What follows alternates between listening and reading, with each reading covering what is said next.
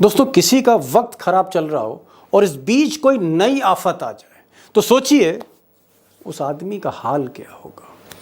अब कुछ ऐसा ही हाल आजकल मिस्टर मोदी का है हरियाणा में, जहां 10 दिन के बाद वोटिंग होने जा रही है। अब पार्टी की जो स्थिति है अच्छी नहीं है। आप कह सकते हैं बीजेपी बड़े चिंताजनक स्थिति में फंसी हुई है। और आज इसी स्थिति में, इसी बेहाली में कंगना रनौत ने कुछ ऐसी बात कह दी कि बीजेपी का हाल और बुरा कर डाला।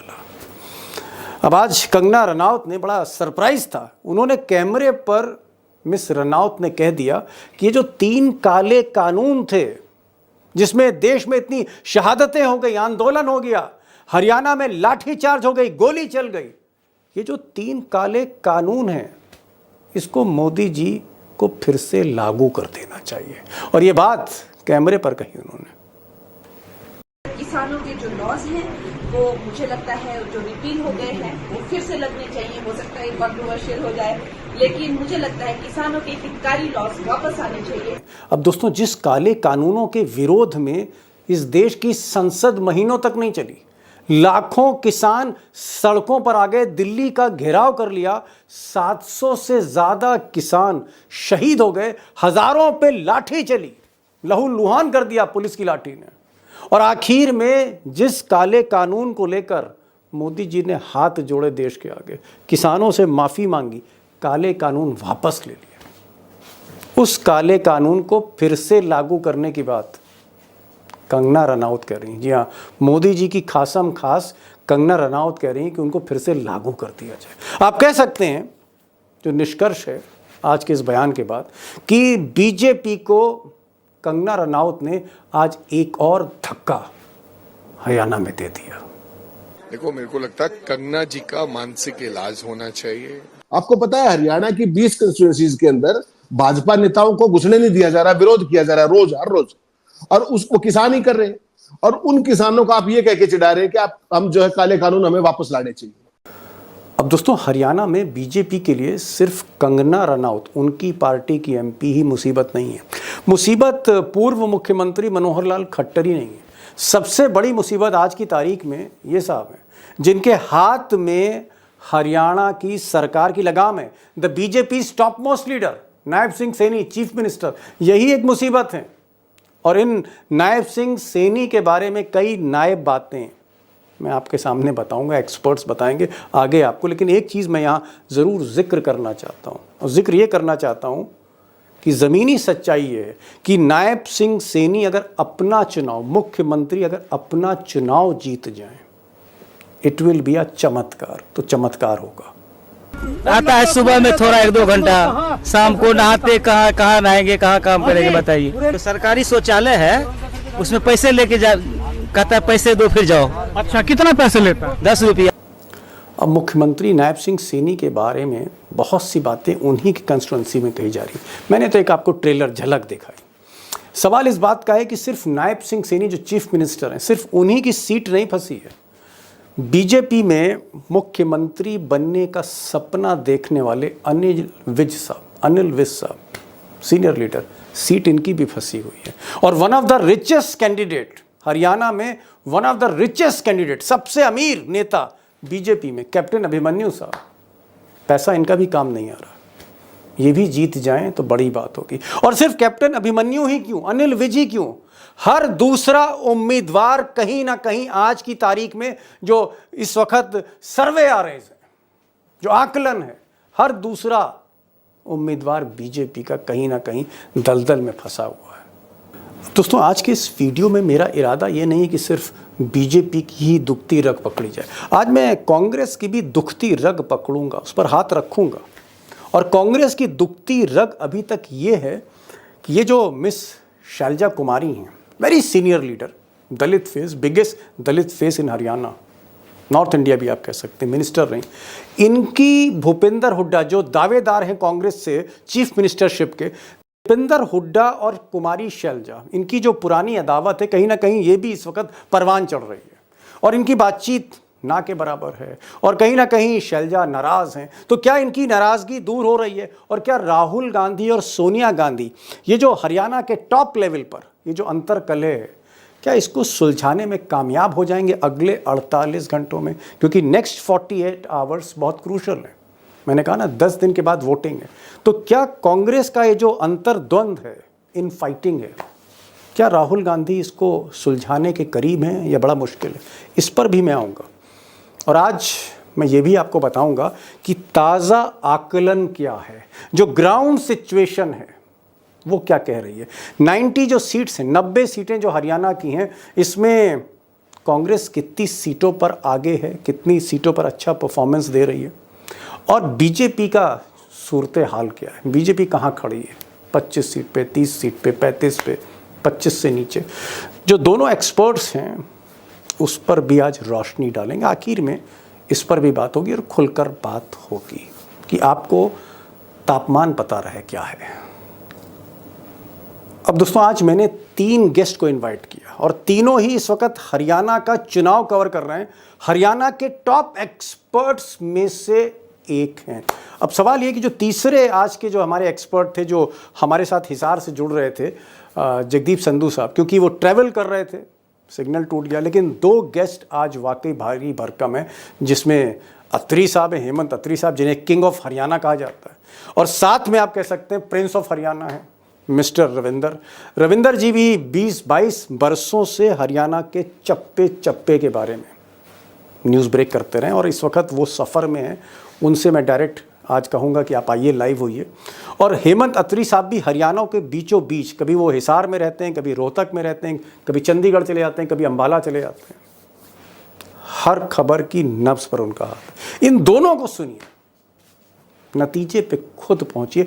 एक गारंटी मैं दे सकता हूं कि रिपोर्टर दिग्गज है।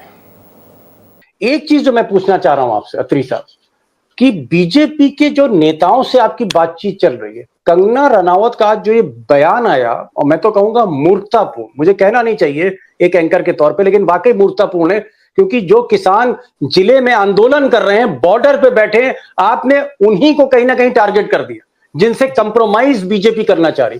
मैं कह रहा हूं कि कंगना रनावत के इस भड़काऊ बयान को लेकर जो बीजेपी के नेता हैं जिनसे आपकी बातचीत हो रही है, क्या वो माथा पटक रहे हैं? हरियाणा भाजपा के नेता पिछले 2 घंटे से माथा पकड़ के बैठे हुए कि किसानों ने हमें वोट तो नहीं डालना था, कम से कम उनको और तो मत चिढ़ाओ, वो हमारे खिलाफ कैंपेन और ज्यादा करेंगे। आपको पता है हरियाणा की 20 कंस्टिट्यूएंसीज के अंदर भाजपा नेताओं को घुसने नहीं दिया जा रहा, विरोध किया जा रहा है रोज, हर रोज, और उसको किसान ही कर रहे हैं। और उन किसानों को आप ये कह के चिढ़ा रहे हैं कि आप हम जो है काले कानून हमें वापस लाने चाहिए। तो यही वो चीज है जो बार बार कहीं ना कहीं बीजेपी के जो सीनियर लीडर है उनको पता है कि किसान तुम्हें वोट नहीं देंगे, लेकिन ये कह के उनको फर्दर और कैंपेनिंग करके बीजेपी को डैमेज होगा, ये सारे के सारे बीजेपी नेता मान रहे हैं और वो सिर पकड़ के बैठे हुए। लेकिन वो कहें तो कहें किसको? ओहो, वो मोदी जी की खास सिर पकड़कर जो है बीजेपी के नेता बैठे हैं, उम्मीदवारों की जैसे जो है चेहरे पे जो है शिकन है, और वो करें तो क्या करें, क्योंकि जो कंगना रनावत है, मुझे कहना चाहिए इस बात का कि वो सीधे हाईकमान से बात करती हैं, मोदी से, शाह से, और जो स्थिति है बीजेपी को समझ नहीं आ रहा है कि कंगना रनावत के इस बयान के बाद कैसे काउंटर करें, कैसे डिफेंड करें। एक सवाल जो रविंदर भाई आपसे पूछना चाह रहा हूं, आप तो लगातार आपका जो रथ चल रहा है, वो रथ कभी एक सीट पर, फिर दूसरी सीट पर, फिर इस जिले में, फिर उस जिले में, पूरा आप हरियाणा घूम रहे हो। मुझे ये बताओ कि आप जो हरियाणा का भ्रमण कर रहे हो, क्या हरियाणा के कुरुक्षेत्र में आपको कहीं मनोहर लाल खट्टर टकराए? उनकी कोई रैली आपने देखी? खट्टर साहब, वो एक H.G. वेल्स ने एक बड़ी अच्छी किताब, एक कहानी लिखी थी, फुटप्रिंट्स विदाउट फीट। तो खट्टर साहब वो उस कहानी के कैरेक्टर हो गए हैं। वो रैली में दिखते नहीं है, बुद्धिजीवी प्रकोष्ठ के कुछ लोगों को संबोधित करते हैं, बस मीडिया में बाइट देते हैं, गायब। उनको ढूंढने वाले को इनाम मिलेगा, कांग्रेस वाले कहते हैं। और यहाँ पे आज मैंने एक अहिरवाल में कुछ लोगों से इंटरव्यू किया, उन्होंने कहा कि खट्टर साहब इतनी बड़ी गारंटी बन गए हैं जितनी बड़ी गारंटी 9-10 साल के शासन में मोदी नहीं बने। हार की गारंटी बन गए खट्टर। अपनी कॉन्स्टिट्यूएंसी में बुलाओ और जीत के दिखा दो, ये चैलेंज दिया जा रहा है खट्टर साहब के लिए हरियाणा में बीजेपी वालों को। कि अपने क्षेत्र में बुलाने की हिम्मत रखो भैया उनको, और आप चुनाव जीत के दिखा दो। इस तरह की स्थिति बन गई है। मनोहर लाल खट्टर ढूंढे से नहीं मिल रहे हैं। अच्छा, एक चीज बताइए रविंदर जी, मैं समझ गया कि खट्टर साहब एक समय में पारस पत्थर थे, जिसको छू दे वो मंत्री बन जाता था, जिसको छू दे वो हरियाणा में बड़ा ठेकेदार बन जाता था, लेकिन आज की तारीख में उनको ही कोई छूना नहीं चाह रहा है। खट्टर साहब एक तरह से राजनीति में अछूत हो गए, छोटी छोटी सभाओं में बातचीत कर रहे हैं, कभी किसी शादी घर में दिखते हैं, कभी किसी होटल में दिखते हैं, कभी किसी ऑडिटोरियम में दिखते हैं। जी जी जी, मैं एक चीज पूछ रहा हूँ, क्या आपको लगता है कि खट्टर साहब को भी अब इस बात का इल्म है, और जो मौजूदा मुख्यमंत्री हैं नायब सिंह सैनी, उनको भी इस बात का इल्म है कि बीजेपी की भैंस पानी में चली गई है, अब ये पार्टी यहाँ से जहाँ पर खड़ी है बीजेपी, अब यहाँ से जीत नहीं दिख रही पार्टी को? क्या खट्टर साहब को लग रहा है कि खटिया खड़ी हो चुकी है? दीपक भाई, नायब सैनी और मनोहर लाल खट्टर को नहीं, बल्कि प्रधानमंत्री नरेंद्र मोदी और गृह मंत्री को भी लग रहा है कि भैया भैंस पानी में चली गई है, रैलियों में लोग आ नहीं रहे हैं। हम लोग, बीजेपी तो जानी इसी बात के लिए जाती है ना कि वो नैरेटिव बिल्ड करते हैं, नैरेटिव सेट करते हैं, और पूरा इलेक्शन उसके हिसाब से कैंपेन रन किया जाता है। लेकिन इस बार तो नैरेटिव सेट ही नहीं कर पा रहे। इस बार तो उनको ओपोजिशन के पिच पे खेलना पड़ रहा है। ओपोजिशन जो एजेंडा सेट करती है उसका रिप्लाई करते रहते हैं। एक मौका मिला था पूरे 20 दिन के इस कैंपेन में, वो था कुमारी शैलजा का, और कुमारी शैलजा ने एक निजी चैनल के प्लेटफॉर्म पे जाके उसको जो बस्ट किया है, उसके बाद तो बीजेपी के पास कुछ बचा ही नहीं है। वापस बैक टू स्क्वायर आ गए, जीरो पे खड़े थे, जीरो से शुरू किया था, वहीं वापस आ गए हैं। क्या शैलजा अभी भी नाराज हैं? क्या शैलजा अगर शामिल नहीं होती हैं चुनाव प्रचार में, तो क्या कांग्रेस की सीटें कम हो सकती, कांग्रेस की इमेज खराब हो सकती? अत्री साहब। दीपक जी, आपने ध्यान होगा, आपने परसों भी ये सवाल मुझसे पूछा था, और तब भी मैंने आपको स्पेसिफिकली कहा था कि ये सारी पोस्टरिंग अलग है। 26 तारीख से वो कैंपेन में आ रही है। 26 तारीख को वो पहले राहुल गांधी के साथ असंध में आएंगी, उसके बाद अपने क्या नाम है नरवाना में जाएंगी। राहुल गांधी की बरवाला में भी जनसभा है। तो वो एक पोस्टरिंग थी, वो हमने परसों भी बात की थी। और हुड्डा के साथ जो उनके रिश्ते हैं, 36 कांकड़ा है जो, वो आज हैप्पी बर्थडे किया है, आज हैप्पी बर्थडे किया है। आज हुड्डा साहब ने जो आपने कहा शैलजा को हैप्पी बर्थडे किया है, दीपेंद्र ने भी हैप्पी बर्थडे किया है। लेकिन आप ये मानते हैं कि अब शैलजा की जो कहानी है उसका पटापेक्ष हो गया, now she is normal, all is well in Congress? Can you tell this? नहीं, आप देखिए, ऑल इज वेल तो कब होगा कि जब मुख्यमंत्री की कुर्सी किसी एक को मिल जाएगी या वाई की मिल जाएगी। वो तो लड़ाई तो वहां की है ना। प्रचार तो कोई इशू था नहीं। प्रचार में तो आप पार्टी में हो, सीनियर हो, आप आना ही नहीं। अभी कांग्रेस की स्थिति क्या है? क्या कांग्रेस इस वक्त यूनाइटेड है? क्या गांधी परिवार कांग्रेस को यूनाइटेड कर पाया है, या अभी भी झगड़े बहुत ज्यादा हैं, बीजेपी जैसा हाल है कांग्रेस में? देखिए, पब्लिक पोस्टरिंग के हिसाब से जो था अंतर्द्वंद, वो फिलहाल के लिए फॉर द टाइम बिंग वो सीज फायर हो गया है। और कैंपेन तक जब तक चलेगा 3 तारीख तक, तब तक बिल्कुल शांति से सारे प्रचार करेंगे। उसके बाद आप अपने काम में जिनको जो करना है, वो लॉबिंग और वो सारी चीजें, वो अपने आप होती हैं, वो तो होंगी। अब कैंपेन सारे मिलके करेंगे। जी रविंदर जी, अब मैं जरा इंपॉर्टेंट सवाल पे आ जाऊं। अभी तो मैं पूछ रहा था भाई खट्टर साहब क्या कर रहे हैं और सैनी साहब क्या कर रहे हैं और अमित शाह क्या बोल रहे हैं। अब ये बताइए, जो आप खून पसीना बहाए हुए हैं और इस प्रचंड उमस में आप सीट जा रहे हैं, हर जगह जा रहे हैं, ये तो बताइए भाई कि आपकी नब्ज क्या कह रही है? कितनी सीटें आ रही हैं तो बता दीजिए, मतलब की बात तो हो जाए सर। मैं वही दीपक भाई वही बात कह रहा हूं कि जो नैरेटिव टेलीविजन के पर्दे पर हम लोगों को दिख रहा है ना कि वहां पर ऐसा विरोध हो गया है, एक समाज का वोट कहीं और चला जा रहा है, मैं उसी बात को कह रहा हूं। जमीन पर वो नहीं दिख रहा। जमीन पर कोई भी सेक्शन ऐसा नहीं है जो पहले कांग्रेस के साथ था और आज कांग्रेस के खिलाफ खड़ा हो, ऐसा मुझे कहीं दिखाई नहीं दे रहा है। जो लोग पहले से कांग्रेस के विरोध में थे, जिनकी विचारधारा किसी पॉलिटिकल पार्टी के साथ जुड़ी है, वो लोग आज भी वहीं खड़े हुए हैं। ऐसा नहीं है कि वो लोग टूट के कांग्रेस के पक्ष में आ गए हों, और ना दूसरी तरफ हो रहा है। आज भी वो लोग कांग्रेस के साथ जो थे वो हैं।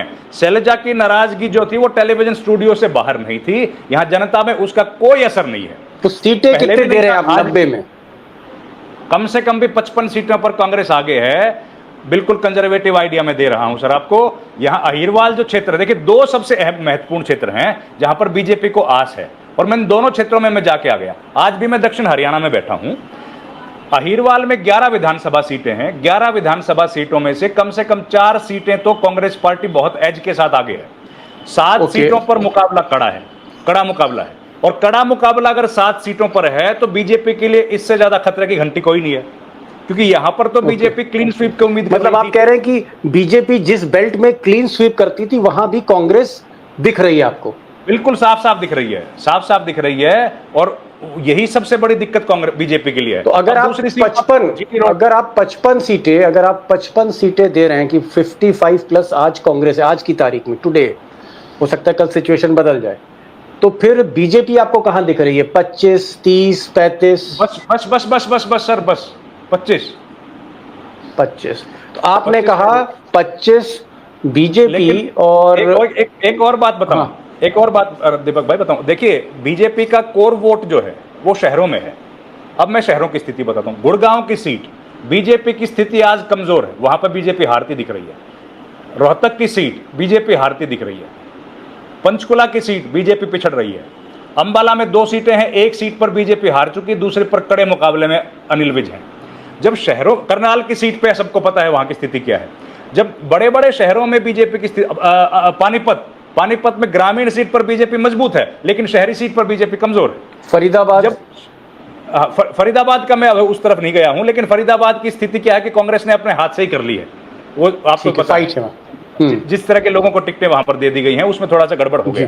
तो लेकिन जो फरीदाबाद में भी जो कुछ मजबूत नेता हैं, तिगांव की सीट जैसे कांग्रेस ने थोड़ा सा वहां पर कैंडिडेट जो ऐसे को दिया है, बड़खल की सीट भी ऐसे कैंडिडेट को दी है जहां वो जीतने वाली स्थिति में थी। तो कांग्रेस बड़खल में भी कांग्रेस ने मतलब पंजाबी की जगह पैसा जो है प्रिफर किया, आप ये कहना चाह रहे हैं?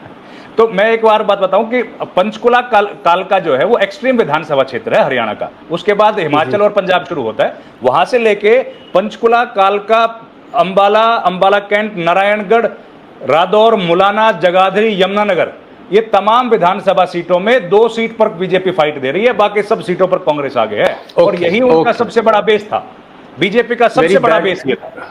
Very very grim situation for BJP. Atri साहब ये कह रहे हैं, आपके साथी कह रहे हैं कि 55 प्लस सीटें ये दे रहे हैं कांग्रेस को, और ये कह रहे हैं कि 25 सीट बीजेपी ला सकती है। आपका क्या आकलन है आज की तारीख में, today, right now? Deepak ji, आकलन का अंदाज आप खुलकर बोलिए अत्री साहब, मैं आपको आगे मौका दूंगा, 2 दिन बाद भी दूंगा, 4 दिन बाद भी दूंगा, आप अपने अपडेट को सही कर सकते हैं। आज की तारीख में सबसे बड़ी ब्रेकिंग खबर तो यह है कि अगर हरियाणा में बीजेपी का आपको टेम्परेचर देखना है तो 2 रीजन बड़े महत्वपूर्ण हैं। एक जो उनका गेटवे टू हरियाणा है वो है south Haryana, that is Ahirwal. वहां पर उनकी जो स्थिति है, एक वो पैमाना हो सकता है, दूसरा जीटी रोड बेल्ट। ये 2 बड़े पैमाने हैं जब हरियाणा में बीजेपी का आकलन आप करेंगे। तो आपके दर्शकों के लिए एक बड़ी खबर बता दूं, मतलब आप कह रहे हैं अंबाला, करनाल और इधर फरीदाबाद, गुड़गांव? नहीं, सोनीपत से लेकर के और अंबाला तक, जो ये जीटी रोड बेल्ट जिसको हम बोलते हैं जी। तो सबसे बड़ी खबर आपके दर्शकों के लिए बता दूं, करनाल जिसमें 2 बार मनोहर लाल मुख्यमंत्री, वो विधायक बन के 2 बार मुख्यमंत्री रहे 9.5 साल, उसके बाद नायब सिंह सैनी मुख्यमंत्री रहे, उनकी सीट पे रिप्रेजेंट करते हैं, आज भी मनोहर लाल वहां के एमपी। करनाल शहरी सीट आज की तारीख में जब आप बात कर रहे हैं मुझसे, तो बीजेपी हार रही है अब की तारीख में जब हम बात कर रहे हैं। और जो मुख्यमंत्री है नायब सिंह सैनी, वो लाडवा की सीट में बहुत बुरे तरीके से फंसे हुए हैं, वो हार जाए तो मुझे अचंभा नहीं होगा। तो एज ऑफ नाउ, मतलब आप कह रहे हैं, एक मिनट, आप कह रहे हैं कि former chief minister mister Khattar, उनका जो करनाल से जो गढ़ है वहां पर बीजेपी हार रही है। आप कह रहे हैं जो प्रेजेंट चीफ मिनिस्टर हैं मिस्टर सैनी, वो भी पिछड़ रहे। तो जरा डिप्टी चीफ मिनिस्टर के बारे में बता दी, दुष्यंत चौटाला के बारे में, उनका क्या हाल है? उनकी जमानत के लाले पड़े हुए हैं। अगर वो जमानत बचा गए तो उनको बहुत, मैं तो बधाई दूंगा फोन करके कि आपने बड़ा अच्छा, मतलब आप कह रहे हैं जीत के चांसेस नहीं है, जमानत बचा लें? He is not in the contention even. Okay. Now let's come to the point, sir. Let's come to the point. 55 plus जो है वो रविंदर जी बता रहे हैं कि कांग्रेस 55, 90 में 55 और बीजेपी 90 में 25। आपका आकलन? मैं आपको बिल्कुल स्पष्ट बता रहा हूं दीपक जी, कांग्रेस की जो स्थिति है वो 60 ±2 है एज ऑन डेट। ओहो, 60 ±2, ठीक। और रविंदर जी से 5 ज्यादा आपने दे दी, 60। ओके। और बीजेपी आज की तारीख में जब हम बात करें 24 तारीख की शाम को 6:30 बजे, उस समय बीजेपी का score best possible case scenario में 20 को क्रॉस नहीं कर रहा है।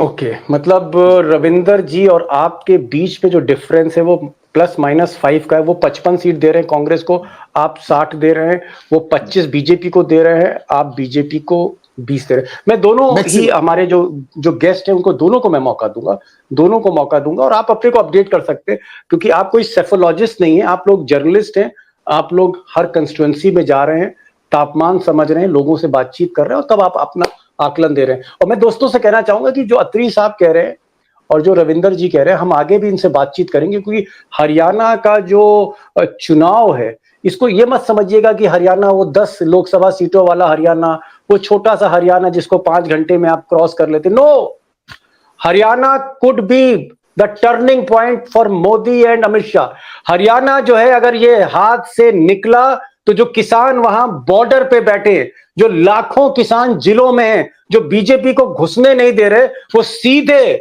मोदी की कुर्सी घेरेंगे और सीधे वो दिल्ली आएंगे। क्या ये बात सही है कि जो हरियाणा में लोग बैठे हुए हैं, किसान बैठे हुए हैं, अगर कांग्रेस आ गई तो ये किसानों का जत्था ये सीधे दिल्ली आएगा, कूच करेगा? अत्री साहब, लास्ट क्वेश्चन। दीपक जी, ये बात हम लगातार चर्चा कर रहे हैं। आज घोषणा कर दी है आधिकारिक तौर पर भूपेंद्र सिंह हुड्डा, जो मुख्यमंत्री पद के दावेदार है कांग्रेस के, उन्होंने कहा कि अगर हमारी सरकार बनती है तो किसानों को अपनी बातें रखने का अधिकार है जनतांत्रिक ढंग से, और मैं ये सारे गेट खोल दूंगा, सारे बॉर्डर खोल दूंगा, सारे दरवाजे खोल दूंगा, on record. Big announcement. Mister Ravinder, कितने किसान आपको लग रहा है जिले जिलों में बैठे हैं, बॉर्डर पर बैठे हुए हैं, और क्या अगर बीजेपी के हाथ से हरियाणा गया तो ये किसान सीधे रुख कर जाएंगे, कूच कर जाएंगे दिल्ली की तरफ? बिल्कुल, देखिए हर जिले में किसान हैं, और ये जो इतना बड़ा किसान आंदोलन चला था ये उन्हीं की वजह से चला था।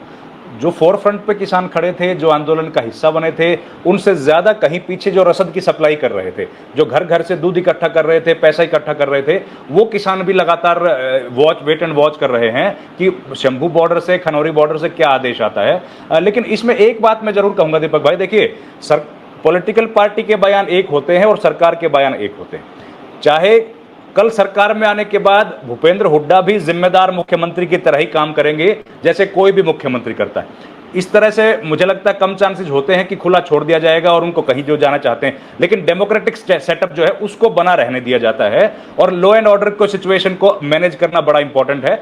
उसके तहत ही ये काम किया जाएगा, जो कि पहले भी होता रहा है। ये तो पहली दफा ऐसा हुआ है जब किसी प्रोटेस्ट करने वाले को इस तरीके से कैद कर दिया गया, इसके पहले तो कभी नहीं हुआ। तो सरकारें उस दायरे में काम करेंगी, इसके पहले भी करती रही हैं। ये तो पहली बार ऐसी सरकार आई है जो किसानों को प्रोटेस्ट करने से भी रोक रही है। दिल्ली में जाके प्रोटेस्ट करना तो देश के उड़ीसा से लेकर झारखंड से सब लोगों का जिम्मेदारी है। बिल्कुल बिल्कुल बिल्कुल, बड़ी बात आपने कहा कि जो किसान सीमाओं में कैद हैं वो रिहा हो सकते हैं 8 अक्टूबर के बाद, अगर सत्ता परिवर्तन होता है।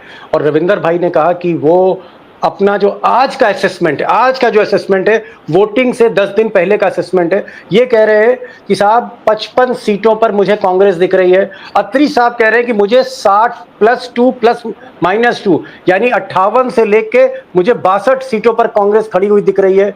मैं दोनों को कन्फ्रंट नहीं कर रहा, दोनों ही एक्सपीरियंस हरियाणा के जर्नलिस्ट हैं, टॉप जर्नलिस्ट हैं। और दूसरा, मिस्टर रविंदर ने कहा कि बीजेपी 25 पे खड़ी है, 5 सीटें घटा दी अत्री साहब ने कहा 20 सीटें। और मेरा ये सिलसिला जारी रहेगा, क्योंकि हरियाणा के बाहर की जो जनता है वो जानना चाहती है कि हरियाणा कौन जीत रहा है।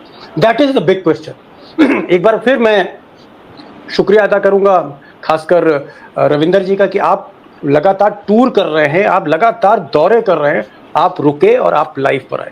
और अत्री साहब, आप जितने मसरूफ है, मुझे लगता है कि दीपेंद्र हुड्डा के बाद अगर कोई मसरूफ है तो आप है, क्योंकि आपको हर चैनल पे जाना है, हर अखबार में लिखना है, हर पत्रकार देश भर से आपको फोन कर रहा है। उसके बावजूद भी अगर आप मेरे श्रोताओं को, हमारे दोस्तों को आप अगर एहतराम कर रहे हैं तो मैं भी आपका एहतराम करूंगा कि आप आते हैं, अपनी बात रखते हैं। थैंक यू सो मच अत्री साहब, एंड गॉड ब्लेस यू। इस तरह से बस आप बोलते रहे। रविंदर जी, गॉड ब्लेस यू, ऐसे ही सच बोलिए कैमरे के आगे। Thank you so much for